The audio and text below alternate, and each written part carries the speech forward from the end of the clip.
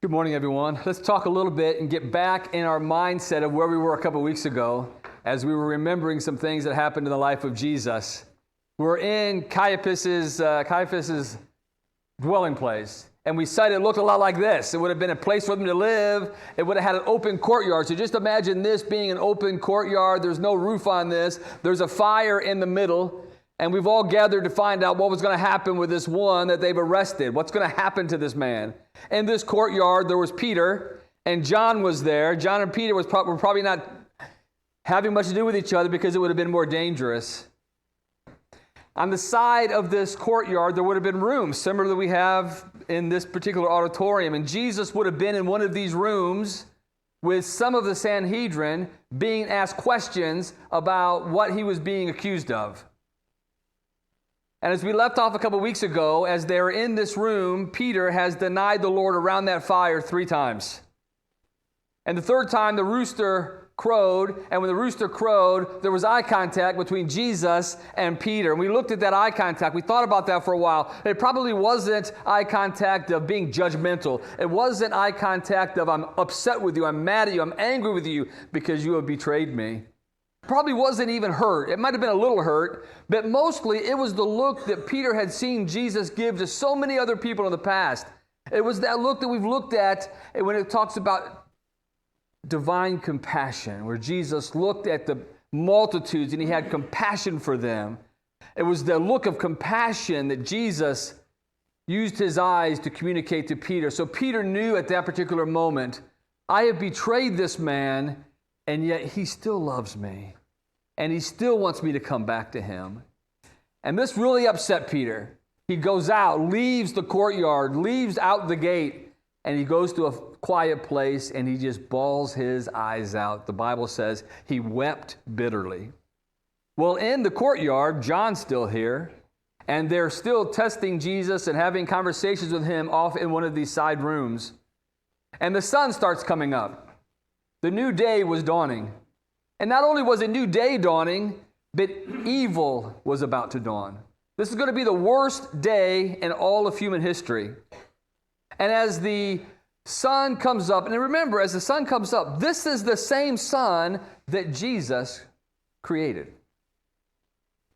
It was the same sun that Jesus has caused to rise from the beginning of time. The Bible tells us that all things were made by him and through him and for him, and nothing was made that was not made by Jesus, and all things consist by the power of Jesus. So all this was happening. So as the sun that Jesus created comes up, other members of the Sanhedrin who had been sleeping that night now start to come to the high priest's courtyard, because what happened last night was illegal. For one, it happened at night, and it wasn't all of the Sanhedrin wasn't together. There's about 71 members of the Sanhedrin. So now you see these new faces start showing up. They no longer need the light, so maybe along the corridors there were these lamps that now have been put out, these torches. The fire is probably still burning because it's probably still a little chilly outside. But these new faces are coming in, sort of relieving to the people that have been there all night, giving an extra boost of energy to finish the job that they have started. Maybe they were greeting one another with those greetings they like so much. Well, now all 70 or 71 of them assemble, and they got to get to the bottom of this. They have to have an official verdict.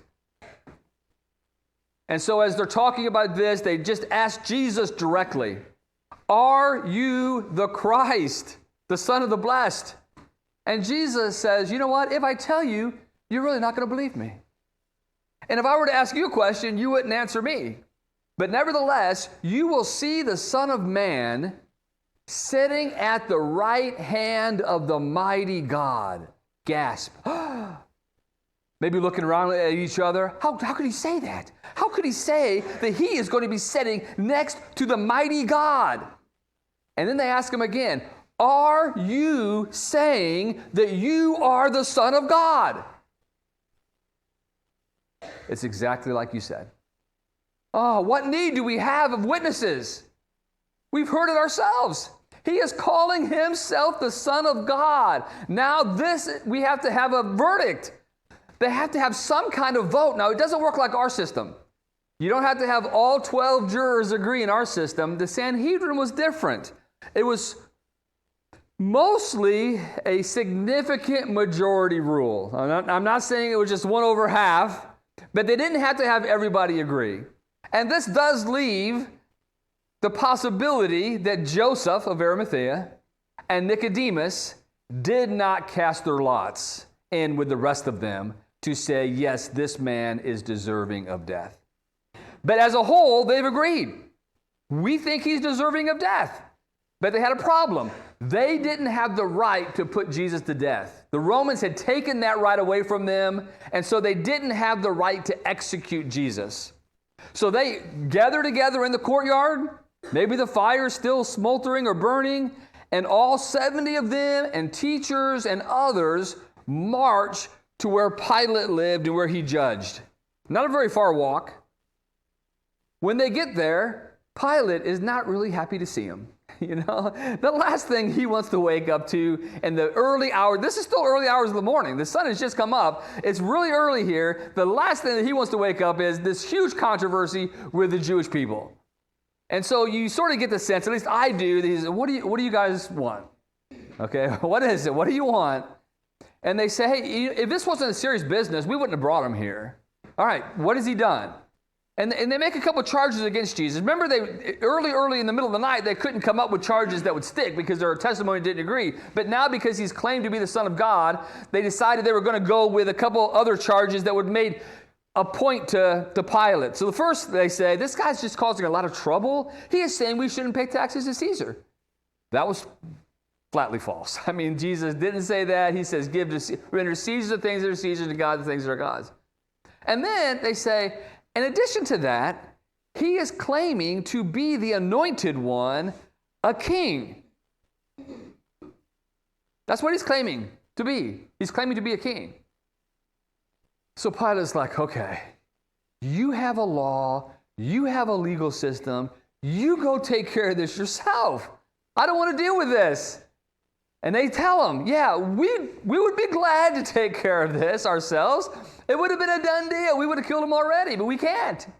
You're the one that's going to have to execute him. You're going to have to listen to him, and you're going to have to make the decision to execute him or not.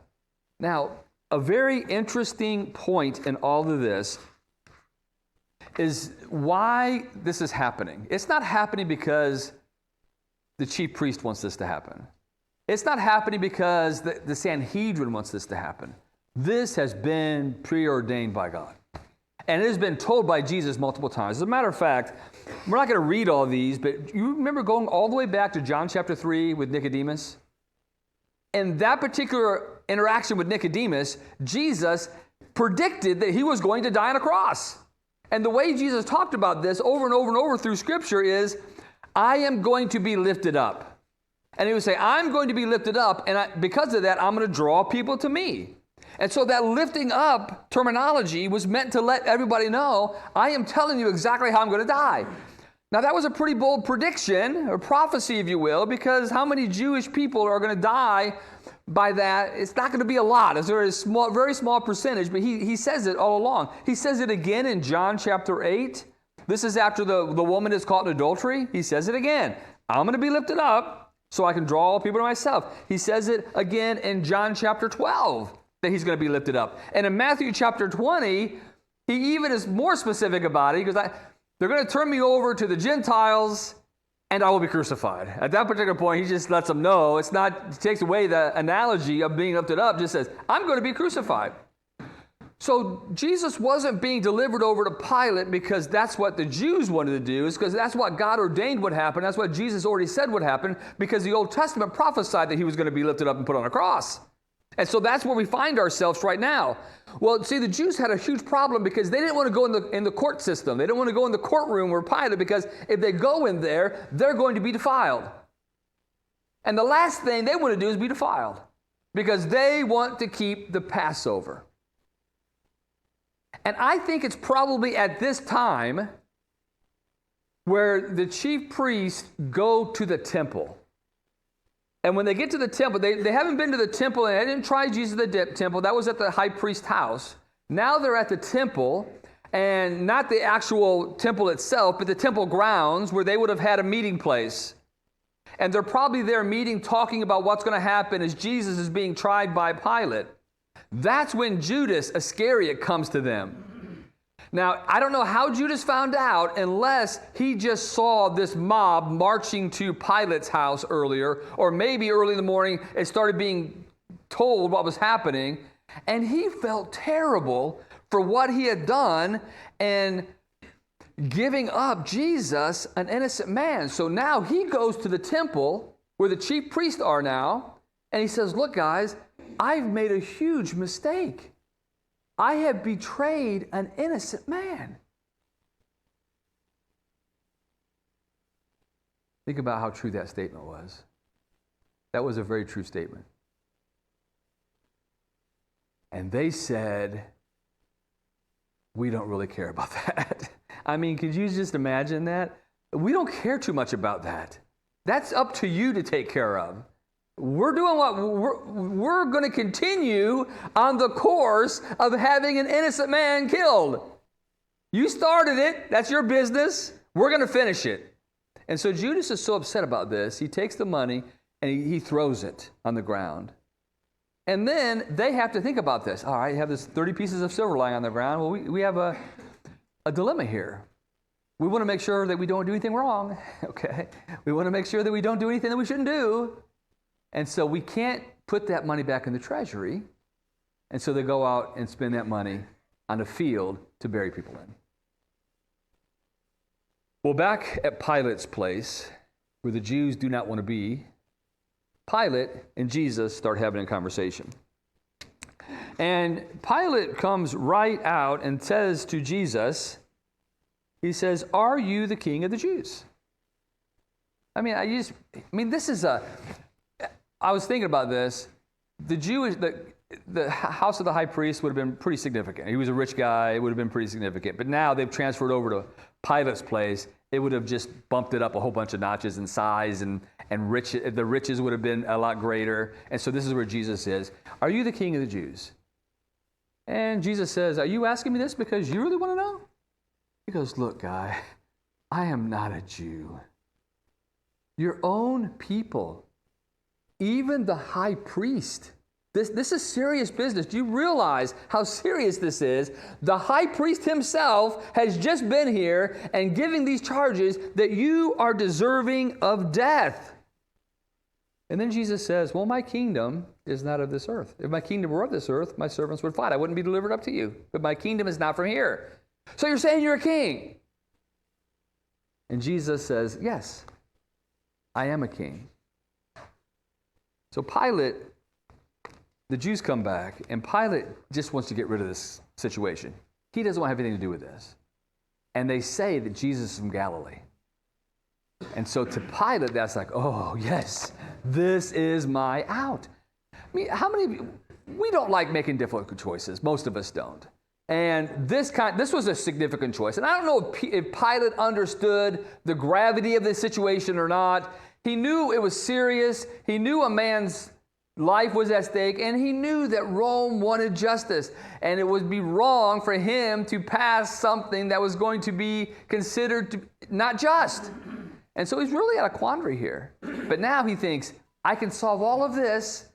I can send him over to Herod. And so he sends him to Herod. Now, Herod has heard a lot about Jesus. I mean, Jesus was not doing anything in secret, right? He makes that point all the time. Herod had heard about him, and it was the curiosity factor. I want to see that guy. I've heard about him. I want to see if I can get him to do a miracle for me. This is going to be great. He's going to perform for me. I'm going to have, he's what he say, I'm going to have the Son of God perform for me, for my entertainment.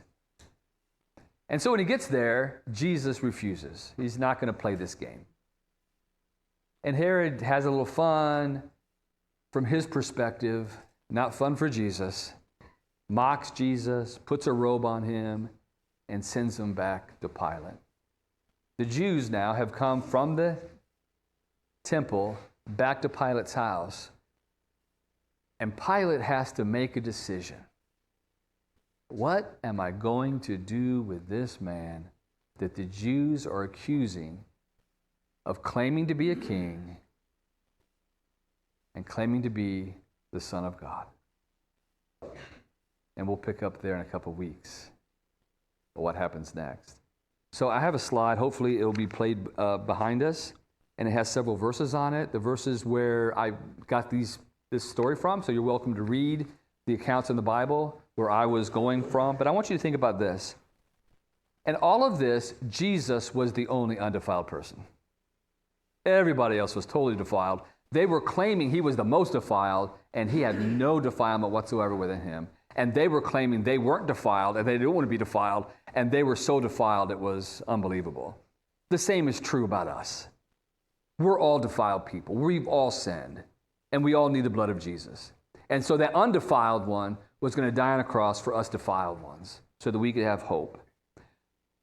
I want you to think about the hurt that Jesus is going through all of this. I mean, this was all painful. This is all emotional. This was all painful. I want you to think about his compassion, and I want you to think about his resolve.